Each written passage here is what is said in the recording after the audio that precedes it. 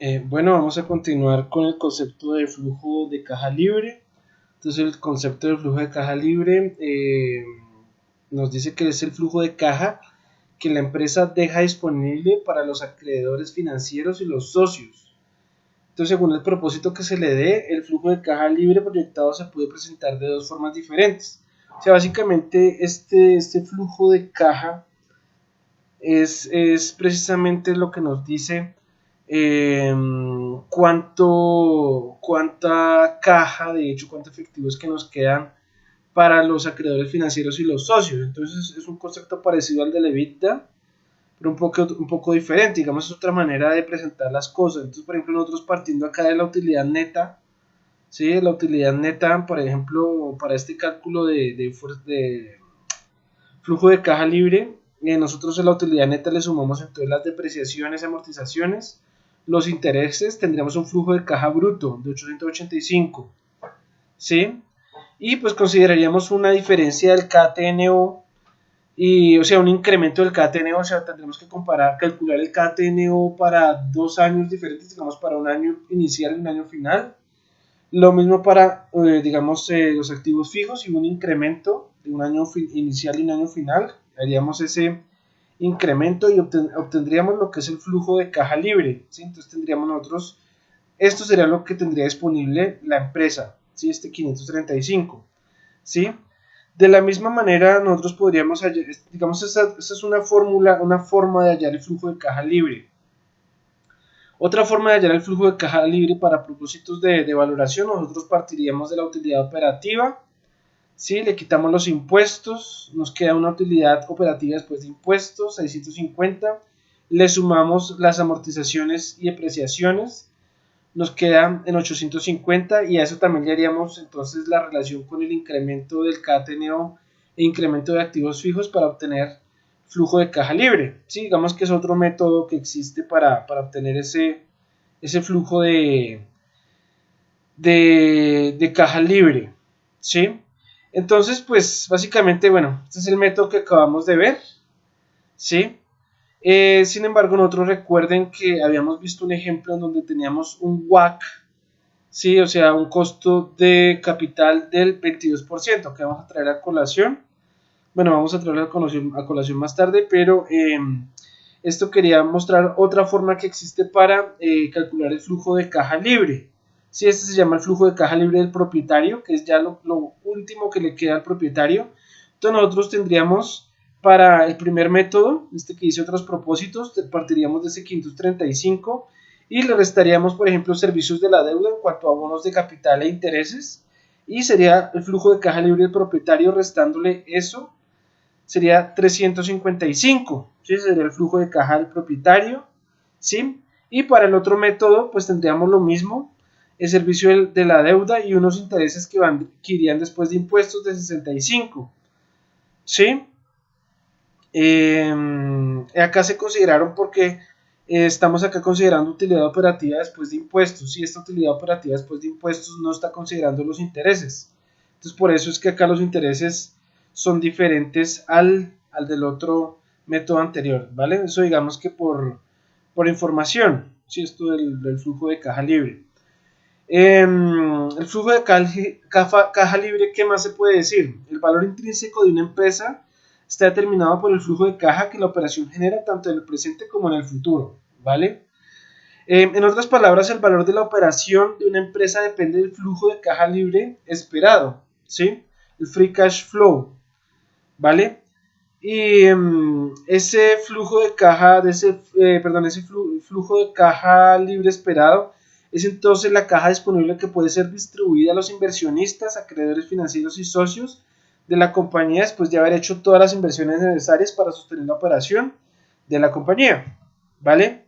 ¿Para qué me sirve entonces ese flujo de caja, ese flujo de caja libre esperado?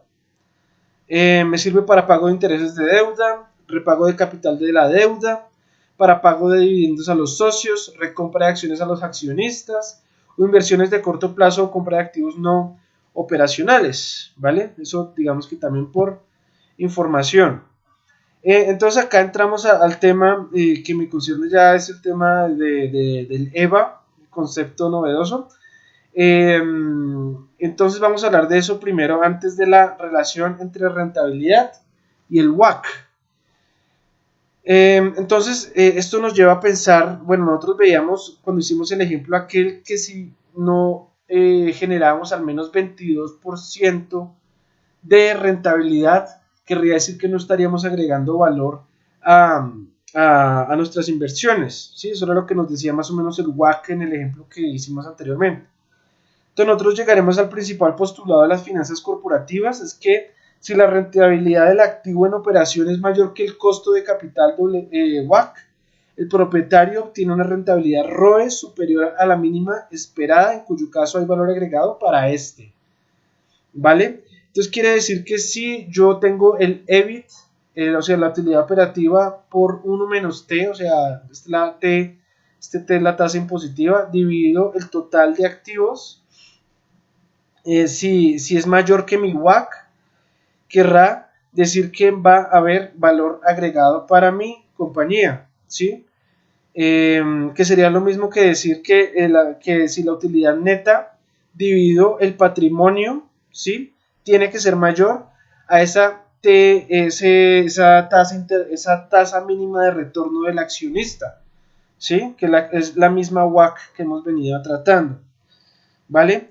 El que haya valor agregado para el propietario simplemente significa que la empresa vale más que los que valen sus activos, ¿vale? Entonces ahí me da pie para hablar de lo que es el EVA. Entonces el EVA, el Economic Value Added, por ejemplo, para una empresa que tenga unos activos de 1000, ¿sí? Para unos activos de 1000 y que nosotros estemos produciendo una utilidad operativa después de impuestos, o sea, una EBIT por 1 menos T que sea igual a 300, sabiendo que nosotros debimos haber producido al menos 220, querrá decir que nosotros tuvimos un valor adicional de 80. Esa diferencia es lo que se conoce como el EVA, ¿vale? Entonces, viéndolo en una ecuación, ¿cómo sería? Entonces, el EVA será igual al EBIT, o sea, la utilidad operativa, por 1 menos T, T siendo la tasa impositiva, menos los activos en operación, o sea, el total de mis activos en operación, ¿sí? Por la rentabilidad que me dice el costo de capital, ¿vale? Si esta diferencia es positiva, quiere decir que yo tengo un valor agregado positivo, quiere decir que yo estoy haciendo más, ¿sí? Querría decir que si yo estuviera haciendo en este caso, por ejemplo, 220, como me lo dice el WACC, o sea, estoy suponiendo que acá el WACC es de 220, como nos daba en el ejemplo pasado, ¿sí? Si ese WACC es de 220, querría decir que, perdón, si mi ganancia, si ese EBIT por 1 menos T, ¿sí? Que sería mi utilidad operativa después de impuestos, fuera igual a ese 220, querría decir que no estoy haciendo nada, querría decir que eso me da cero, querría decir que no estoy ni ganando ni perdiendo, ¿sí? No estoy dando valor agregado para mi inversionista, pero, bueno, si el inversionista soy yo, ¿no?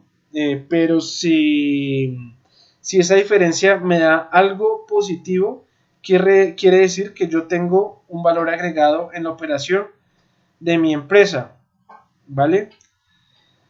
Quiere decir que, bueno, si una empresa genera sobre sus activos una rentabilidad superior al costo del capital WACC, sobre el valor de esos activos se genera un remanente, y ese remanente es precisamente lo que es el EVA que nos daba 80 para este caso, ¿sí? El EVA nosotros también lo podemos calcular de la siguiente forma, y podríamos calcular lo que EVA es igual a los activos de operación por rentabilidad del activo, sí, que sería la utilidad operativa después de impuestos dividido a activos de operación, menos el WACC, ¿vale? Aunque creo que de pronto esta fórmula de aquí está un poco más, más entendible, ¿sí? Vale, algunas cosas adicionales sobre el EVA. Su nombre resume las iniciales en inglés de las palabras economic value added o valor económico agregado. La cada vez mayor utilización de esta medida en la evaluación del desempeño se soporta en el supuesto de que el éxito empresarial está directamente relacionado con la generación de valor económico, que implica que los recursos empleados por una empresa o unidad de negocios deben producir una rentabilidad superior a su costo, pues de no ser así sería preferible trasladarlos a otra actividad, ¿sí? Eso sería algo muy importante que nos puede decir el EVA. Y esto obliga a ir más allá de los tradicionales indicadores de evaluación del desempeño financiero y a la presentación más clara de los balances en la que se pueda establecer la verdadera cantidad de recursos empleados por cada unidad en su proceso de generación de utilidades y flujo de caja, ¿sí? La toma de decisiones puede ser influida por el tipo de medidas seleccionadas para medir el desempeño. Empresas enfocadas hacia el uso de indicadores como en el crecimiento de la utilidad neta o el crecimiento de los ingresos o la misma rentabilidad del patrimonio pueden desarrollar un punto de vista miope e ignorar oportunidades que ofrece la administración del balance general, tales como la racionalización del capital de trabajo o la eficiencia en el uso de la capacidad instalada, ¿vale? La evaluación de dichas oportunidades solo puede basarse en el uso de indicadores enfocados hacia la medición de creación de valor y, por ejemplo, la rentabilidad del patrimonio puede aumentarse de un periodo a otro simplemente incrementando el nivel de endeudamiento, cuando el apalancamiento financiero es favorable, ¿vale? Entonces hemos visto, digamos, una manera muy sencilla de calcular el EVA. Vean que ustedes para el EVA ustedes necesitan simplemente acá la información del EBIT, necesitan la tasa impositiva, necesitan el valor de los activos y necesitan entonces calcular ese WACC que veíamos que era el costo de capital, ¿vale? Entonces vamos a dejar por aquí esta charla. En los siguientes días yo les estaré a continuación diciendo cuál será, de qué se tratará entonces ese taller 3, perdón, ese parcial 3, que ya sería la última nota del curso y que pues comprendería estos últimos temas que hemos venido tratando en estas presentaciones. De todas maneras quedaría yo muy atento si surgen algún tipo de duda con este respecto.